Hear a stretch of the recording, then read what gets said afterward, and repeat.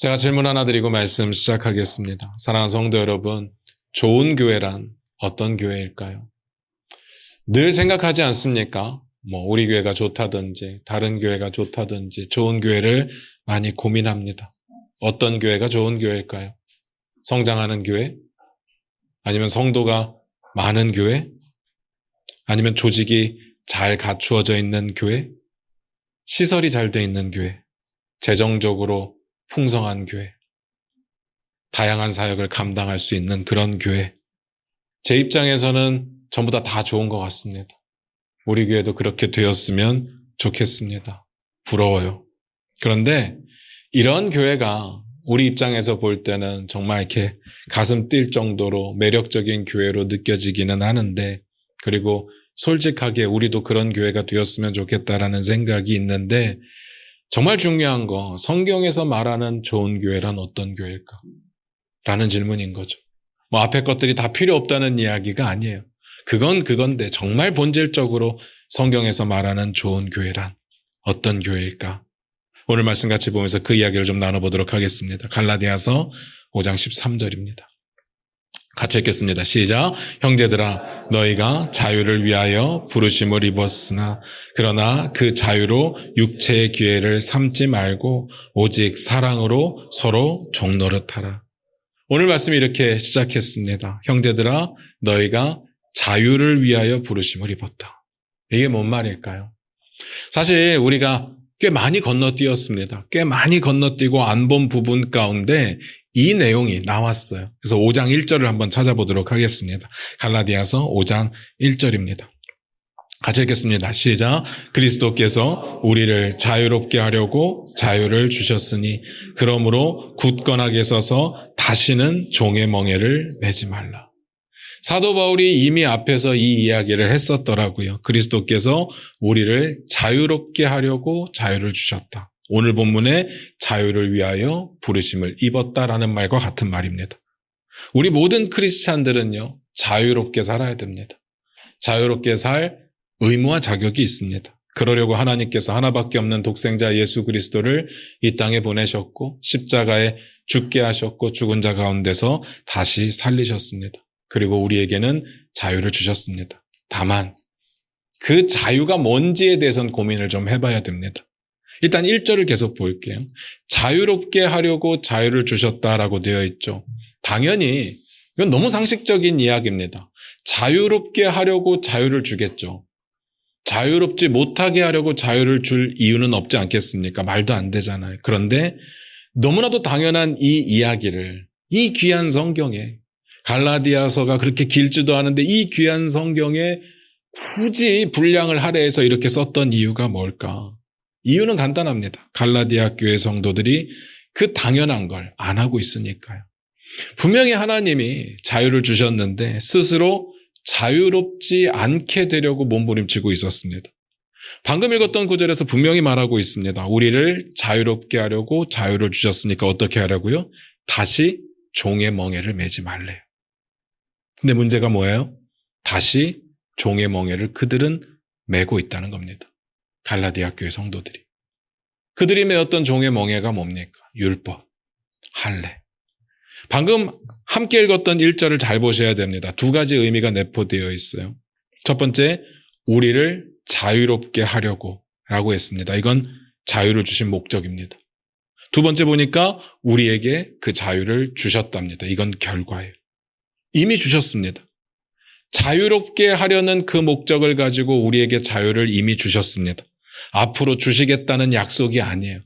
너네가 잘하면 내가 줄게 라는 그런 약속이 아닙니다. 이미 주셨어요. 그러면 이건 결과라는 이야기인데 우리는 이미 결과적으로 자유를 얻은 사람이라는 뜻이고, 그러면 우리는 자유인으로 살고 있어야 되는 겁니다. 다시 종처럼 종의 멍에를 쥐고 살아서는 안 되는 거예요. 그러지 말라고 예수님께서 굳이 십자가에 달려 죽으셨습니다. 근데 갈라디아 교회 성도들이 어떻게 했다고요? 율법의 노예가 되기로 마음먹었어. 갈라디아 교회 성도들은 종의 멍에를 쥐고 살아갔습니다. 자유를 주셨는데 굳이 다시 종이 되어버렸습니다. 그래서 책망하는 겁니다. 여기까지는 다 아는 이야기입니다. 우리가 지금까지 봤던 이야기예요. 그런데 여기서 진짜 놀라운 게 뭔지 아십니까? 진짜 자유를 누려야 될 부분에 있어서는 종의 멍에를 쥐고 자유가 아닌 부분에 있어서는 스스로 자유라고 생각하고 자기 멋대로 자유를 누리려고 하고 있다는 거죠. 잘 들어보셔야 됩니다. 여기서 자유라고 했잖아요. 근데 이 자유는요, 우리가 생각하는 자유하고는 달라요. 자유를 주셨으니까 우리가 생각하는 자유는 자유롭게 내 멋대로 마음대로 하면 되는구나, 그런 자유가 아닙니다. 우리의 언어로 표현할 수 있는 한계가 있기 때문에 우리가 가지고 있는 언어 중에 가장 비슷한 단어인 자유라는 단어를 사용한 거지, 우리가 생각하는 자유하고는 차원이 다릅니다. 주님이 허락하신 자유는 뭐예요? 죄의 값으로부터 자유, 죄의 유혹으로부터 자유, 우리의 신분의 변화인 자유. 우리는 더 이상 죄의 종이 아니라 이제는 하나님의 자녀가 되는 신분을 얻게 되잖아요. 하나님 나라를 상속받을 상속자가 되잖아요. 그 자유입니다. 우리는 더 이상 죄의 종이 아니에요. 이제는 자유인입니다. 그런 자유.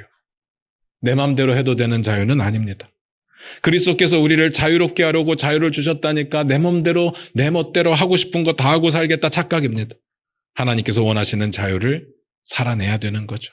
그 이야기를 오늘 본문에서 이어서 이렇게 이야기합니다. 오늘 본문 다시 봅니다. 갈라디아서 5장 13절입니다. 같이 읽겠습니다. 시작. 형제들아, 너희가 자유를 위하여 부르심을 입었으나 그러나 그 자유로 육체의 기회를 삼지 말고 오직 사랑으로 서로 종노릇하라. 형제들아, 너희가 자유를 위하여 부르심을 입었으나 그러나, 그 다음에 뭐라고요? 자유함으로 육체의 기회를 삼지 말래. 대번에 우리가 생각하고 있는 그 자유가 제한을 받잖아요. 우리는 이렇게 제한을 받으면 자유가 아니라고 생각하는데 성경은 그게 자유라고 이야기를 하고 있습니다. 원어 그대로 직역을 하면요, 육체의 기회로 바꾸지 말라라는 뜻입니다. 기가 막히죠. 진짜 자유를 누려야 될 부분에서는 종의 멍에를 쥐고 자유를 누려서는 안 되는 부분에 있어서는 또 자유롭게 죄를 지어요. 그게 갈라디아 교회 성도들이었습니다. 그러니까 하나님이 말씀하시는 자유를 우리가 생각하는 자유로 바꾸지 말라라는 뜻입니다. 그걸 육체의 기회라고 이야기를 한 거예요. 육체의 기회는 육체가 원하는 일들을 하는 겁니다. 그게 죄죠. 성경에서는요, 내 멋대로 하는 걸 자유라고 말하지 않습니다. 내 멋대로 하는 건 오히려 죄라고 말을 하죠. 우리가 사사기서를 볼 때 이 사사시대의 특징을 한마디로 요약하는 구절이 있었잖아요. 사사기 맨 마지막에 나오는 구절인데 우리 한번 같이 읽어보도록 하겠습니다. 우리 화면 보시면서 같이 볼게요. 사사기 21장 25절입니다. 같이 읽겠습니다. 시작. 그때 이스라엘에 왕이 없으므로 사람이 각기 자기의 소견에 옳은 대로 행하였더라. 자기 소견에 옳은 대로 행했습니다. 뭐가 문제예요? 그런데 문제는 자기 소견에 옳은 대로 행했기 때문에 이걸 죄라고 말하는 겁니다. 사사시대의 가장 큰 문제점은요, 다 각자 자기가 옳다고 생각하는 걸 마음대로 했습니다. 그게 죄라고요. 이건 성경에서 말하는 자유가 아닙니다. 그러니까 주가 주신 자유를 가지고 뭐 하라고요? 마음대로 죄지면 안 되고요. 그 다음에 오직 사랑으로 서로 종노릇하라 입니다. 이게 자유죠. 자유인들이 살아가야 될 모습인 겁니다. 재밌는 이야기죠. 그리스도께서 주신 자유를 가지고는 종의 멍에를 지면 안 되는데 또 오히려 우리는 종노릇은 하고 살아야 되는 겁니다. 원어를 가지고 종노릇이라는 단어를 직역을 해보면요, 종의 일이라는 뜻입니다. 그러니까 종의 신분으로 돌아가라는 이야기가 아니라 종의 일을 하면서 서로 섬겨라 라는 뜻입니다. 그 전제가 뭐예요? 사랑.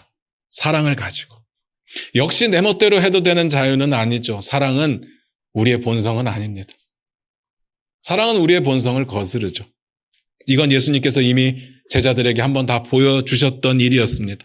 예수님께서 잡히시던 날 밤, 유월절 만찬을 함께 하려고 할 때 모였습니다. 그때요, 갑자기 예수님께서 자리에서 일어나시더니 가서 대야에 물을 떠오셨습니다. 겉옷을 벗으시고 수건으로 허리에 동이시고 무릎을 꿇고 제자들의 발을 씻기셨습니다. 다 아시는 이야기죠. 근데 이때 유대 문화를 알아야 되는데 사람의 발을 굉장히 더럽게 생각했습니다. 지금도 마찬가지잖아요. 발은 더럽습니다. 그런데 유대 시대를 한번 생각해 보시기 바랍니다. 샌들을 신고 다녔어요. 바닥은 흙입니다. 깨끗할 수가 없죠. 그래서 발을 씻는 건 자신의 몫이었어요. 어느 누구도 대신하지 않습니다. 다만 종들에게 시킬 수는 있어요. 종들에게는 내 발을 씻기라고 시킬 수는 있어요. 그러나 행여라도 내 종 중에 유대인인데 내 종이 된 사람이 있다면 시킬 수가 없습니다.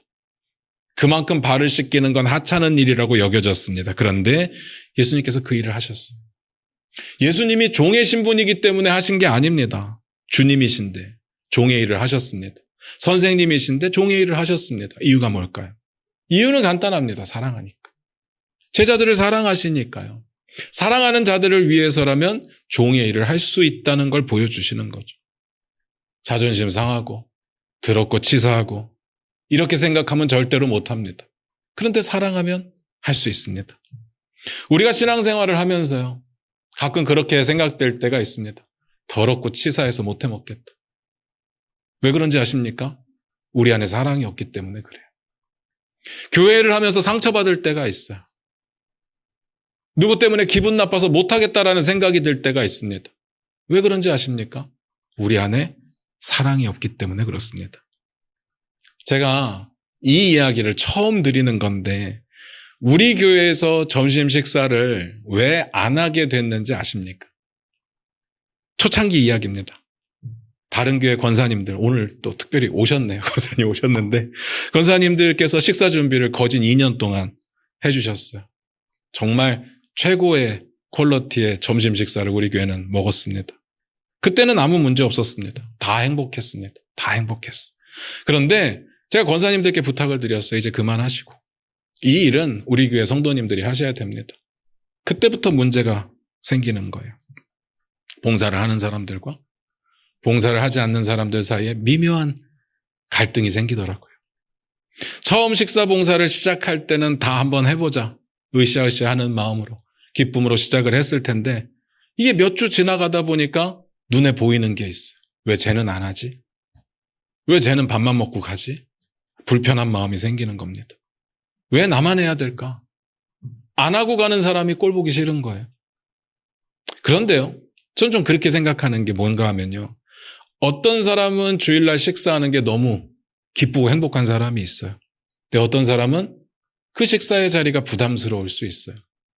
일주일 내내 일하다가 정말 주일날은 좀 안식하고 평안하게 주님 만나고 밥은 집에 가서 먹으면 되니까 그러고 싶은데 다 같이 밥 먹어야 된다고 하면서 자꾸 일을 시키고 자꾸 함께 하자고 하니까 불편할 수 있잖아요.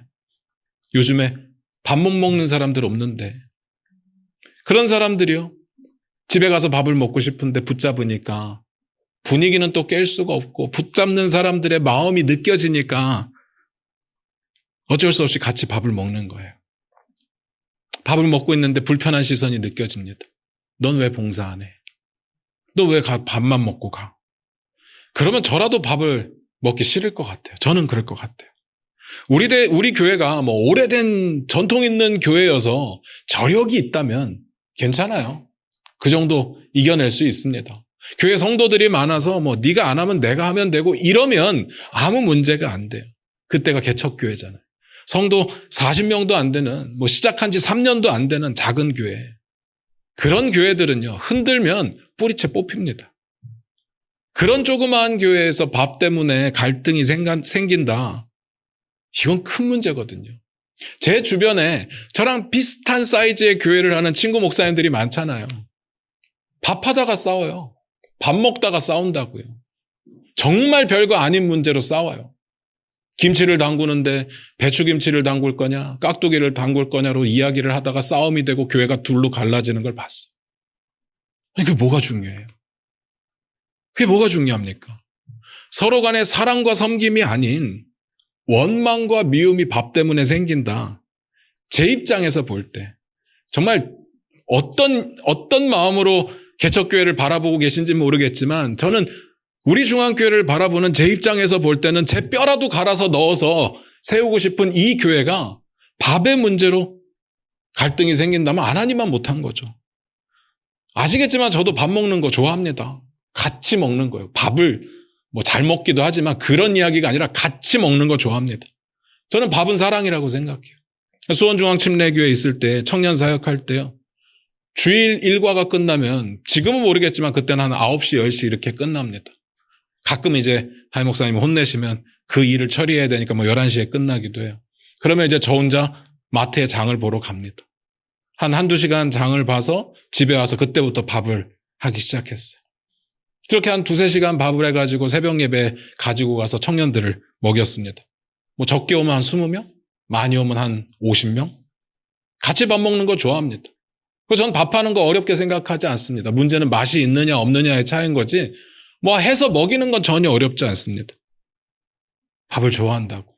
그런데 밥 때문에 서로 싸운다? 서로 미워한다? 아니 밥 먹는 게 본질이 아닌데요. 같이 밥 먹는 건 너무 아름다운 일이지만 이러다가 죽도 밥도 안 되겠다 싶었습니다. 그래서 멈췄어요. 물론 그때도 제가 해서 먹이면 됩니다. 뭐 그게 뭐가 어렵겠습니까? 그런데 아까 말씀드렸듯이 우리 전에 도와주시던 권사님들의 식사의 퀄리티가 너무 높았어요. 이 밥에 대한 기대치가 너무 높은데 제가 밥을 해버리면 이 사람들의 마음이 상하게 될 것 같아서 안 했어요. 그때 생각이었습니다. 어느 정도 교회가 세워지고 어느 정도 안정이 되면 그때 같이 밥을 먹자. 지금은 아닌 것 같다. 밥 때문에 모인 교회가 아니잖아요. 우리는 주의 나라를 세우기 위해서 모인 거잖아요. 그래서 멈췄습니다. 그때 왜 그랬는지 아실까요? 우리 안에 사랑이 없어서 그래요. 사랑으로 종노릇 하려는 사람들이 없어서 그래요. 이런 일들은요, 사랑이 있어야 가능합니다. 아니, 제 생각은요, 사랑이 있을 때 해야 돼요. 물론 일을 하다 보면 사랑이 생기기도 해요. 누군가 수고하고 누군가 희생하고 뼈를 갈아 넣어서 밥을 만들고 그 사람은 죽어날지라도 같이 밥 먹는 사람들 사이에 애정도 싹트고 관계도 싹틀 수 있어요. 근데 이거 도박이잖아요. 잘하면 친해지는데 이거 삐끗하면 서로 원망하고 싸움이 나는데요. 지금은 할 수 있을까요? 그때로부터 한 5년, 6년 정도가 지났습니다. 지금은 할 수 있을까요? 요즘에 저희가 오늘같이 이제 연합 예배를 드릴 때 밥을 먹습니다. 모르는 분들이 계실 것 같아요. 이 밥은요, 한 분의 수고로 우리가 먹는 거예요. 많은 분들이 도와주시죠. 뭐 세팅을 할 때도 그렇고 나를 때도 도와주시는데 한 분이 하시는 겁니다. 음식 준비는. 그분이 시간이 뭐 넉넉하고 돈이 막 남아 돌아서 하시는 게 아니에요. 워낙 뚝딱뚝딱 일을 잘하시니까 이 일이 아무것도 아닌 게 아닙니다. 물어보니까요. 준비하는데 일주일 걸린대요. 혼자서 준비하니까요. 그래서 제가 제발 딴 건 모르겠고 음식 값이라도 준비하는 비용만이라도 좀 받아달라고 제가 카톡을 계속 보내거든요. 근데 싫대요. 그냥 섬기는 게 기쁘다고 하시더라고요. 이런 게 전 사랑이라고 생각합니다. 뭐가 사랑이겠습니까? 그래서 지금은 밥 먹는 게 가끔이라도 가능해진 거예요. 한번 생각해 봤습니다. 이걸 사람들에게 돌리면요. 이번 주엔 이 목장이 하고 이번 주엔 저 목장이 하고 이걸 돌리면요. 어떻게 될까? 불편한 사람들이 생기겠죠? 굳이 교회에서 밥 먹어야 되느냐는 말들이 나오겠죠? 마음이 상하고 어긋나기 시작하고 이쯤에서 생각해 봅시다. 건강한 교회가 뭘까요? 좋은 교회가 뭘 것 같습니까? 밥 먹는 교회? 좋죠. 밥 먹으면. 그런데 그건 표면적으로 나타나는 현상인 거고요. 진짜 좋은 교회는 사랑으로 서로 종노릇하는 걸 기뻐하는 교회가 좋은 교회입니다. 대접받으려는 사람들이 없는 교회. 그리고 중요한데요. 일 안 한다고 째려보는 사람이 없는 교회요. 제가 주변에 친구들이 다 목회자들이잖아요. 이렇게 가끔씩 교회를 방문해서 보면 뭔가 좀 촌스러운데, 뭔가 하는 게 좀 서툰데, 예배의 모습도 뭔가 분주하고 예배당의 모습도 뭔가 질서가 없어 보이는데 그 가운데 사랑이 넘치잖아요. 너무 좋은 교회예요. 그걸로 모든 게 다 해결이 됩니다. 근데 건물은 화려하고 성도도 넘쳐나는데 들어갔는데 삭막하다. 그 교회는 안타깝죠. 그런 마음이 들더라고요. 사도 바울이 이어서 이렇게 말을 합니다. 갈라디아서 5장 14절입니다. 같이 읽겠습니다. 시작. 온 율법은 내 이웃 사랑하기를 내 자신같이 하라 하신 한 말씀에서 이루어졌나니. 뭔 내용인지 아시겠죠? 율법은요. 율법으로 사람들을 얽매려고 만든 게 아니라 사랑 위에 이루어졌대요. 너무 다 아는 이야기죠. 저는 결국 이 시대의 크리스찬들이 이 세상에서 힘을 내며 버틸 수 있는 유일한 방법은 사랑이라고 생각합니다. 그리고 교회가 가장 아름다운 모습이 뭐냐? 사랑이라고 저는 생각합니다. 사랑하는 교회. 한번 점검해 봐야 됩니다. 우리 교회는요, 사랑이 있을까요? 그렇다면 결론은 뻔하잖아요. 그리스도께서 주신 자유함으로 어떻게 살아야 된다고요? 서로 사랑함으로.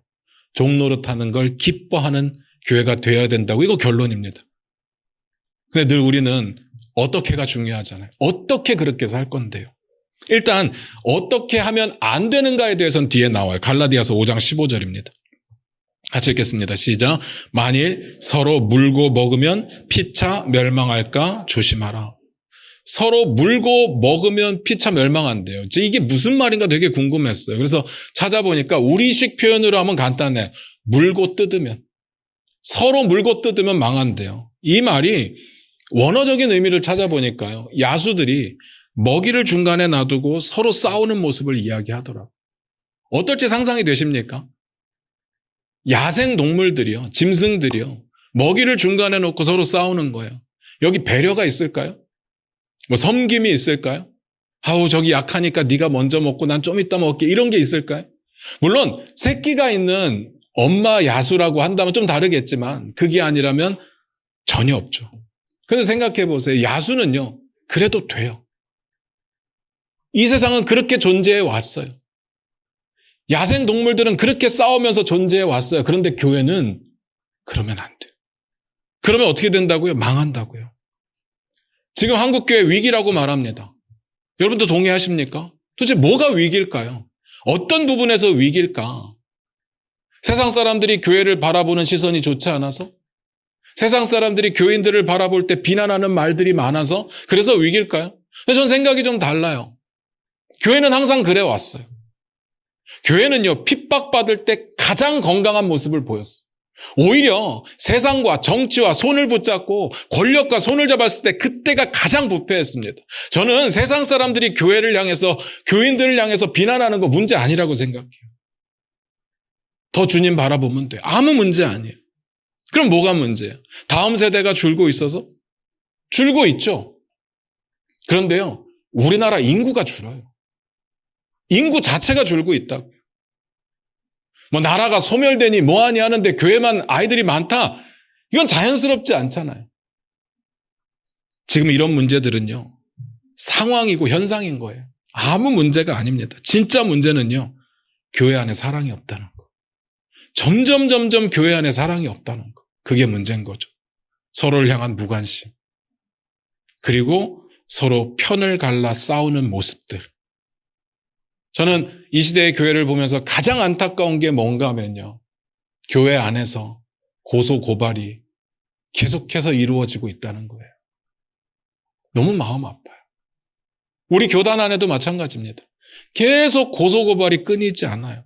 성경이 뭐라고 했어요? 당짓지 말라고 했잖아요. 왜 편을 갈라서 싸워요?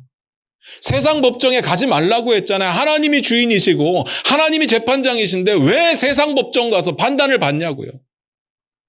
그게 성범죄나 아니면 폭력의 죄나 이런 거면 모르겠는데 서로의 갈등이 해결 안 된다고 해서 심심하면 법정 가서 싸우는 거. 왜 그런 것 같습니까? 우리 안에 사랑이 없기 때문에 그래요.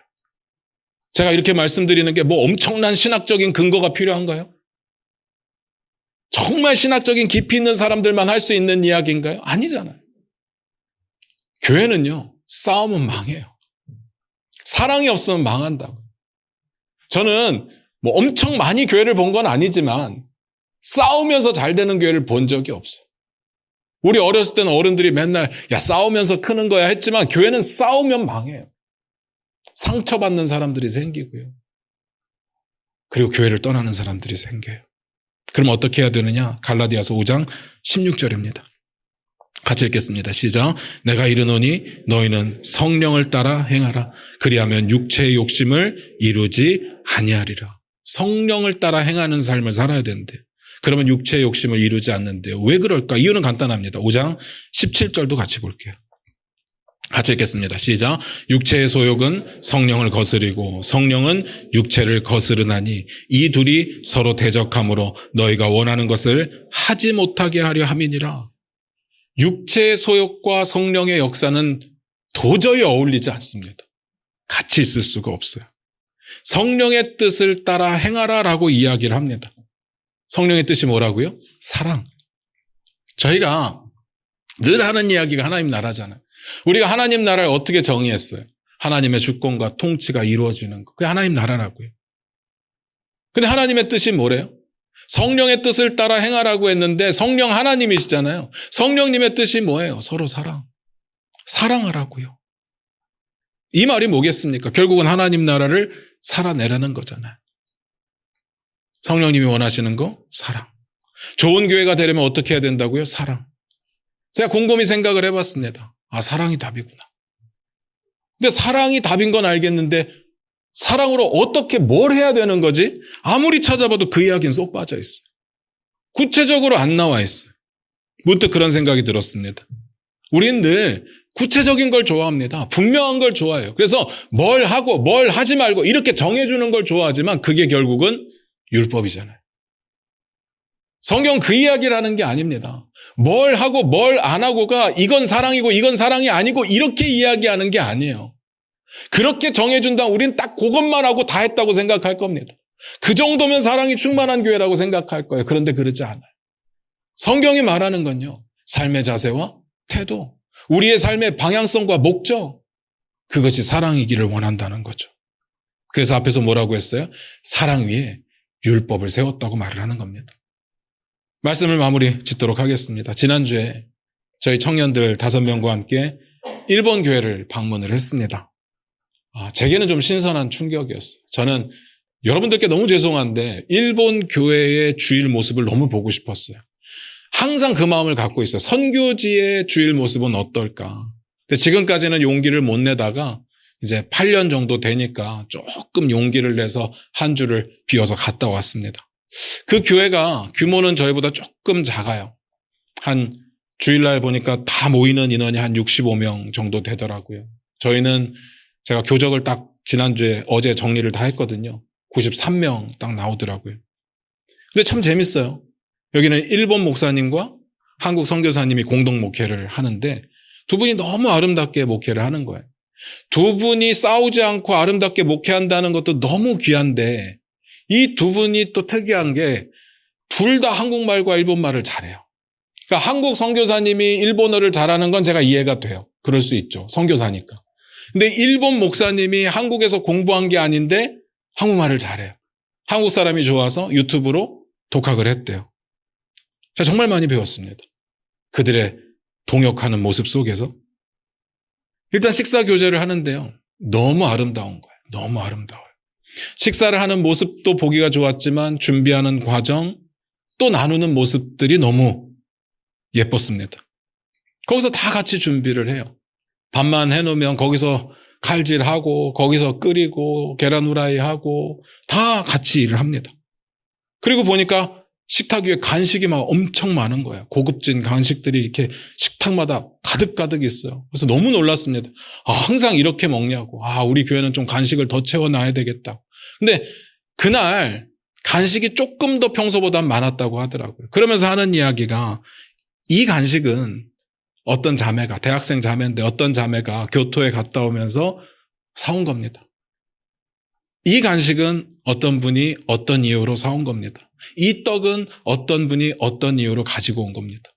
한 사람 한 사람 다 교회를 생각하면서 가지고 와서 거기다가 놔두는 거예요. 남녀노소가 없더라고요. 누가 시키지도 않았는데 돌아다니다 좋은 게 보이면, 맛있어 보이는 게 보이면 청년들조차도 교회 공동체를 생각하면서 사가지고 오는 거예요. 이런 거 우리 청년들도 좀 배워야 됩니다. 우리는 청년 이렇게 사역을 중요하게 여기다 보니까 계속 청년들에게는 퍼주는데 이제 청년들도 좀 배워서 섬길 수 있었으면 좋겠다는 생각이 들어요. 밥을 먹고 있는데 한 청년이 들어옵니다. 근데 이 청년은요, 군인이에요. 일본 유학생인데 이제 일본 유학생이니까 대학교를 다니다가 이제 한국 군대를 갔다가 휴가 때 일본을 와서 교회를 방문한 거예요. 너무 신기하잖아요. 일본이 집이 아니에요. 아니, 휴가 며칠이라고. 교회 사람들이 보고 싶어서, 교회 청년들이 보고 싶어서 시간을 내서 거기 온 거예요. 그리고 또 하나, 이건 제가 회개한 부분인데요. 그 교회에 예배가 2번 있대요. 10시 반 예배가 있고 2시 예배가 있어요. 그래서 저에게 그 2개의 설교를 해달라고 하더라고요. 그런데 갔더니 사실은 아침 예배가 1번 더 있고 저녁 예배가 1번 더 있는데 설교는 그냥 목사님 안 하셔도 된다고 이렇게 이야기를 해요. 이제 못 들은 척하고 어차피 난 안 할 거니까 이렇게 생각을 했습니다. 설교를 하루에 4번 한다는 건 너무 힘든 일이니까요. 그런데 10시 반 예배니까 또 성격이 저는 일찍 가는 성격이라 1시간 전에 갔거든요. 그래서 9시 반에 도착을 했는데 선교사님 너무 반가워하시는 거예요. 어떻게 이렇게 시간을 맞춰서 오셨냐고. 이제 예배를 곧 시작할 거니까 목사님 설교 좀 해주시라고. 그 아침 예배 설교를 갑자기 하게 됐어요. 근데 아침 예배가 무슨 예배인가 봤더니 성도 중 한 분이 10시면 나가야 된대. 10시 반이 예배인데 10시면 나가야 된대. 그래서 9시 반에 그분 한 분을 위해서 예배를 드리는 거예요. 선교사님 한 분과 그 집사님 한 분이 이쪽에 시끌벅적한데 이쪽 한쪽에서 같이 예배를 드리는데 그 설교를 10분 안에 해달라고 하더라고요. 그래서 찬송을 부를 동안에 설교 준비를 하시고 찬송이 끝나면 설교를 하십시오. 근데 찬송이 또 겁나 짧아요. 그래갖고 정말 머리가 막 너무 아팠습니다. 근데 제가 설교를 하면서 짜증이 나는 게 아니라 눈물이 나는 거예요. 눈물이 나요. 와. 한 성도를 위해서 예배를 따로 드리는구나. 저녁 예배는 뭔가 봤더니 저녁 그 시간까지 오지 못하는 성도가 한 분 계신데 그 이후에 교회에 오니까 그분을 위해서 예배를 또 따로 드리는 거예요. 제가 회개 많이 했습니다. 우리는 있는 예배도 지금 없애려고 하는데 저 피곤하다고 아침 일찍 오는 거 너무 힘드니까 사람도 몇 명 없는데 좀 같이 모여서 예배 드렸으면 하는 마음에 그 교회는요, 공간이 굉장히 좁아요. 우리 교회로 따지면 이 예배당에 한 3분의 1, 2개 정도 되는 공간을 써요. 그러니까 3분의 1 하나, 3분의 1 하나. 엄청 좁죠. 인원은 60명 가까이 되는데 시간을 엄청 나눠서 공간을 엄청 할애해서 씁니다. 근데 뭐 누구도 불평하지 않아요. 주일학교, 청소년부 다 알아서 합니다. 여기가 모이면 저기가 비켜주고 저기가 모이면 여기가 비켜주고 저쪽에서는 성경 공부 막 하고 있고 여기서는 놀고 있고 또 여기서는 숙제하고 있으면 언니 오빠들이 가서 숙제 봐주고 있고 그게 학교 근처거든요. 와세다 대학과 동경대학교 근처에 있기 때문에 학벌들이 다 와세다 대학 동경대 출신들인 거예요. 그러니까 아이들이 공부할 때 다 봐주고 있고 제가 하루 보고 야, 그 교회 너무 좋다 이렇게 말할 수는 없어요. 근데 느껴지는 게 있잖아요. 와, 여기 성도들은 진짜 교회를 사랑하는구나. 서로를 진짜 사랑하는구나. 그게 느껴지더라고요. 어떤 교회가 좋은 교회일까요? 밥 먹는 교회요? 그럴 수 있죠. 그런데 진짜 좋은 교회는요. 오직 사랑으로 서로 종노릇할 수 있는 교회. 그런 교회가 좋은 교회예요. 섬김을 받는 자리를 기뻐하는 사람들이 많은 교회가 아니라 섬김의 자리로 나아가는 것을 기뻐하는 사람들이 많은 교회가 좋은 교회입니다. 저는 우리 교회가 그런 교회가 되기를 원합니다. 제가 오늘 말씀드리고 싶은 건요. 우리 교회는 이미 시작했다는 거예요. 다만 모르고 계신 분들이 많아요. 그래서 우리 교회 처음 오신 분들은 다 한결같이 하는 얘기가 교회가 사랑이 없어요. 교회가 너무 차가워요. 교회가 정이 없어요. 라는 이야기를 해요. 근데 우리 교회가요. 이제 8년 됐거든요. 그 중간에 코로나가 3년 있었거든요. 여기 계신 분들 대부분이 몇 분들을 제외하고는 다 최근에 온 3, 4년 안에 오신 분들이에요. 다 새가족들이라고요. 나서기 힘든 분들. 서로 눈치를 보고 있는 분들이요. 그래서 사랑이 없다고 생각할 수 있어요. 저희가 이번 동경 비전 트립을 갈 때 한 집사님이 저에게 거금을 카카오뱅크로 보내셨더라고요. 카카오톡으로 보냈으면 제가 거절을 눌렀을 텐데 뱅크로 보내는 바람에 거절을 못 눌렀어요. 목사님 마음대로 쓰세요. 가서 필요한데 쓰세요. 제일 무섭잖아요. 필요한데 알아서 쓰라는 거. 그래서 선교사님 가정, 목사님 가정, 우리 청년들 스시를 마음껏 먹었습니다. 그리고 돈이 좀 남아서 돌려드렸어요. 그랬더니 또 집사님 톡이 왔어요. 이거 다음번 캄보디아 선교 때 사용해 주시면 감사하겠습니다. 저도 감사히 받았습니다. 다음번 캄보디아 선교 때 사용하도록 할게요. 그리고 우리가 이제 사역을 하고 있는데 또 어떤 집사님이 어떤 청년에게 또 거금을 보내서 거기서 니네 먹는 거 맛있는 거 먹고 와 하면서 또 돈을 보낸 거예요. 또 기분 좋게 맛있는 걸 먹었습니다. 우리 안에도 이런 사랑들이 이루어지고 있어요. 여러분이 모를 것 같아서 말씀드리는 거예요. 다만 선교를 가시거나 이 다른 저와 함께 사역을 가시는 분들은 다 아실 텐데 우리 청년들이 선교를 가서 진짜 잘하는 게 있어요. 복음 전하는 걸 잘하는 게 아니라 어떤 분들이 개인적으로 후원해 주셨을 때 우리가 그걸 먹고 감사하다는 인사를 진짜 잘해요. 그래서 다 카톡에 자 어떤 집사님께 감사 인사 보내 그러면 다 이제 진심을 담아서 보내고 영상을 찍어서 보내기도 하고. 제가 이 이야기를 왜 드리는가 하면요. 정말 많은 우리 교회 성도님들이 그렇게 도와주고 계시다. 근데 겉으로 드러나지는 않아요. 우리 안에 섬김과 감사가 이미 시작되었다고. 오늘 8주년 예배를 드리고 있잖아요. 올 초부터 그런 이야기를 많이 드렸습니다. 변화가 필요한 시점이 되었습니다. 제가 올 초부터 진짜 기도 많이 했거든요. 뭐가 바뀌어야 될까? 이대로는 안 될 것 같은데 뭐가 바뀌어야 될까? 진짜 기도 많이 하고 진짜 생각 많이 했는데 조직을 바꿔야 되나? 시스템을 바꿔야 되나? 교회 방향성을 바꿔야 되나? 내가 바뀌어야 되나? 이런 생각들을 많이 했는데 결국은요. 우리에게 사랑이 필요하더라. 지금까지는 몇몇의 사람들의 헌신과 희생으로 교회가 세워졌다면 이제는 모든 성도님들이 함께 사랑하고 섬길 수 있는 교회가 돼야겠다는 생각을 하게 되었습니다. 우리 안에 이미 사랑은 가득합니다. 근데 이 사랑이요. 차고 넘쳐서 우리 안에만 고여있는 것이 아니라 이웃으로, 다른 곳으로 흘러갈 수 있는 교회가 되었으면 좋겠습니다. 제가 구체적으로 뭘 하세요라고 이야기를 하지 않을 겁니다. 그렇게 말씀드리면 그것만 할 거예요. 사랑은 그런 게 아닙니다. 우리의 마음과 우리의 삶의 태도가 그리스도를 본받는 삶을 사는 거죠. 성경이 이렇게 말하잖아요. 말과 혀로만 사랑하지 말고 행함과 진실함으로 사랑을 하라고요. 그 사랑이 우리 가운데 필요하다고 저는 믿습니다. 사랑하는 우리 중앙교회 성도 여러분, 8년 동안 정말 고생 많이 하셨습니다. 정말 모자른 목사와 함께 같이 가는 길이 쉽지 않았을 텐데 지금까지 이렇게 온 시간들이 저에게는 감동이고 은혜입니다. 이제는 사랑으로 서로 종노릇하는 아름다운 교회를 만들어 봤으면 좋겠습니다. 기도하겠습니다.